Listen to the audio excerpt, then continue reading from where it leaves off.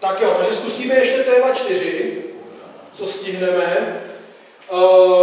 To se teda podrobněji zabývá už těma objektama, jmenuje se atributy tříd. A to konkrétně je tady jakoby otázka nebo spíš podbod statické versus instanční a veřejné versus privátní.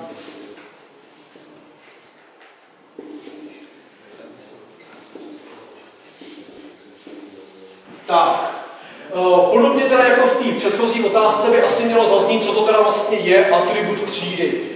Zase, jak to vysvětlíte, většina odpovědí bude správně, jsou to ta data té třídy, to znamená ty fieldy, ta políčka, to, co se potom vyplňuje do té instance a co tu instanci nějak určuje. Jo? Takže student má jméno příjmení, auto má barvu, maximální rychlost a podobně. No.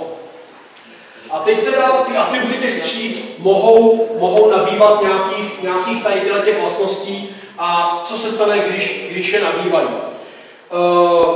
Takže instanční atribut. Každá instance má své instanční atributy. To znamená, patří jenom té instanci a nikomu jinému.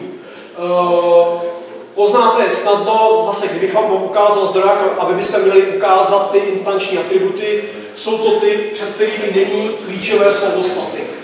Jo? Všude tam, kde není static, takže třeba to jméno příjmení, tak typicky to je nějaký, že jo, public, private, string, jméno, string, příjmení.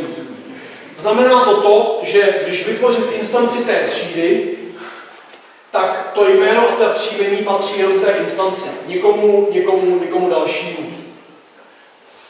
Naproti tomu, když je tam ještě klíčové slovo static, takže já to udělám takhle třeba public, int, já vím, max rychlost. Toto je instanční atribut. Jo? Každá instance auta bude mít svoji maximální rychlost. To znamená, když zavolám řekni mi svou maximální rychlost, on se podívá do svého políčka, do svého fieldu. Když to bude public static int,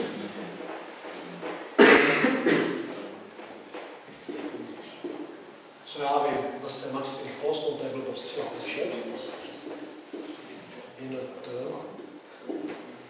tak to už je statický, neboli třídní atribut, třídní políčko, třídní field. A znamená to, že to je společný pro celou tu třídu. To znamená, všechny instance sdílí to jedno pole. K čemu to je dobrý? Typický zase učebnicový příklad, který se uvádí, je počítatel instancí. Z nějakého důvodu chcete vědět, kolik instancí je ve vašem programu od té dané třídy. Tak zavedete statickou proměnnou počet, no a třeba při každém konstruktoru ji o jedničku zvýšíte. Takže já vyrobím první auto, které má svoji maximální rychlost, a když se ho zeptám, kolik vás vlastně je, tak on koukne do té proměnné společné počet a řekne, no jsem jedno. Vyrobím druhý auto, který zase má svoji maximální rychlost, a když se toho druhého auta zeptám, kolik vás je, tak ona se podívá na ty společný proměnný počet a řekne 2. Ale v tuto chvíli, kdybych se zeptal toho prvního auta, tak už i to první auto by bylo 2. Prostě tuto proměnu sdílej napříč těma instancema. Jo? Patří té třídě. Instanční patří instanci, každé extra, třídní, statická patří té třídě. Využití, jak jsem řekl, typicky to počítadlo. To je teda tento rozdíl. No a potom teda vysvětlit veřejné versus privátní. Atributy obecně mají takzvané modifikátory přístupů.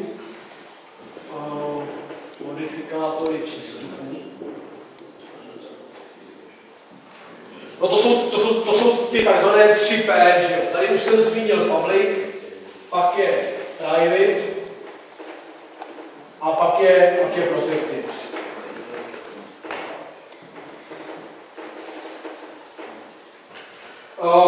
znamená, prosím vás, chtěl bych to slyšet, nebo tady bych rád, kdyby se nezabývali dědičností a podobnýma věcma, tady to je atribut tříd a jeho přístupnost. To znamená, odkud ten atribut té třídy je přístupný. Řeknu-li o třeba té maximální rychlosti, že je veřejná, potom to znamená co?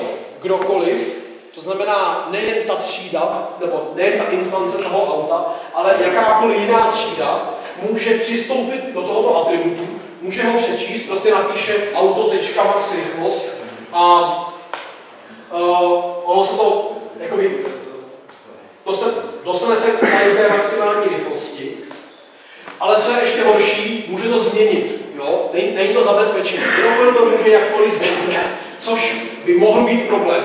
Je třeba z nějakého důvodu, je třeba nelogický, aby auto mělo zápornou maximální rychlost. Takový auto neexistuje za pánu. Takže vy byste chtěli, aby ta instance si pohlídala, že tam někdo nepřečí nějakou blbost, nějakou neplatnou hodnotu do toho políčka, toho fieldu. V tom případě nesmí být public. To znamená s tím slovem public opravdu šetřit. Jo? Co se týče atributů, teď mě z fleku nenapadá žádný rozumný důvod, proč dávat atributy public. Metody ano, metody chci, abych používal, takže proč ne? Ale proměna instanční field, který měl být public, jak jsem řekl, teďka z hlavy nenapadá mě maximálně zjednodušit si práci, abych nemusel programovat nějaký přístupový metody, ale je to prostě peklo a hrot. Opačný případ je private, to znamená soukromá. To zase je úplně naopak, k té proměně má přístup jenom ta třída, nikdo jiný. Jo? Nikdo jiný ji nemůže přečíst a ani změnit. Je to jeden z těch stavebních pilířů, na kterým stojí OOP, a to je ta bezpečnost. Prostě vy chcete zapouzdřit, zapouzdření, složitý pojem, zapouzdření, encapsulation. Prostě nechcete, aby vám do toho objektu někdo, kdokoliv přistupoval, změnil ho, četl ho, tak ta data skryjete jako private.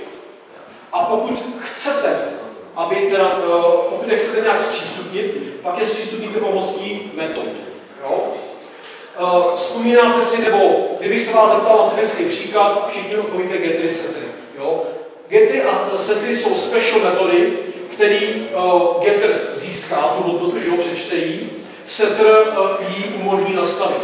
To jsou typicky veřejné metody, které přistupují, jsou to metody té třídy, to znamená, oni mohou přistupovat k těm proměným, ale má to tu výhodu, že vy v té metodě jste schopni si pohlídat, co vám tam ten dotyčný dává. To znamená, pokud se vám pokusí nastavit, setnout zápornou maximální rychlost, tak ho můžete vyhlásit a říct, sorry, neplatný argumenty.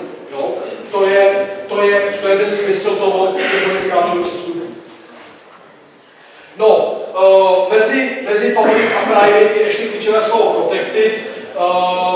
Tam to platí tak, že k těm protected atributům má přístup ta třída a její potomci. Jo? Víc se tím protected zabýval potom až v tématu, který se zabývá dědičností. Tady opravdu bych chtěl primárně tady ty čtyřky bych chtěl vysvětlit rozdíl mezi tím public a private. Klidně ukázat zase trapňočky příklad s třídou, jo, dvouřádkový, třířádkový, kde prostě bude řečeno, když je public atribut, jiná třída ho přečte, když je private, nepřečte ho nikdo jiný, kromě té třídy. Jo, a metody getry setry. Tak. Kdybych se zeptal, taková zase, když už nevím, na co se zeptat, jak vypadá typický getter a setter, jak ho poznám, jo, nebo, protože víte, že vlastně getter a setter NetBeans umí vygenerovat, jo, to znamená, že to je nějaká šablona, takže typický getter, to je to, co čte tu hodnotu, tak má nějaký návratový typ, že jo, a má typ návratový stejného typu, jako ta hodnota, na kterou se ptáte, pak je něco jako get ten atribut, to znamená get max rychlost, get počet, cokoliv, jo. A nemá parametry, není potřeba žádný další parametr, typicky, jo. řekni mi tvoji maximální rychlost a on jí vrátí. Naopak setter typicky nemá návratovou hodnotu, protože ji nepotřebuje. Jmenuje se set atribut, ale to jméno může být jakýkoliv, ale na rozdíl od getru má parametr, který je toho daného typu. To znamená typ, no, takže když nastavuju integer, maximální rychlost, tak ten typ je zase integer. Tak.